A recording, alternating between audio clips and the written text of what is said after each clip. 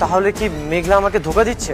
অবশ্যই অবশ্যই ধোকা দিতেছে। কান নাকার পাপড় তোমার কান্দের উপরে চাপা দিতেছে। শোনো বাবাজি, এত বড় কোম্পানিতে চাকরি করে, অনেক ছেলেদের সাথে উঠা বসা আছে, আবার বুঝো তাহলে বাচ্চার বাপকেরা। হ্যাঁ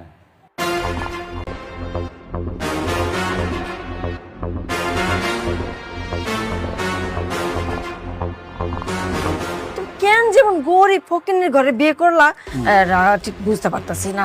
এই একটা ভালো কাজ করছো, ওরা রাইখে তুমি যার একটা বিয়ে করছো, একদম ঠিক কাজটাই করছো।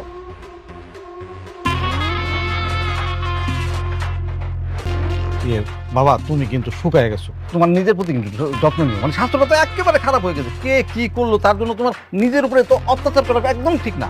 আর শোনো, যে কোনো দরকার এই চাচারে ঠাস করে একটা ফোন দিয়ে দিবা। আমি কিন্তু সব সময় তোমার জন্য আছি। আমি তাহলে আসি।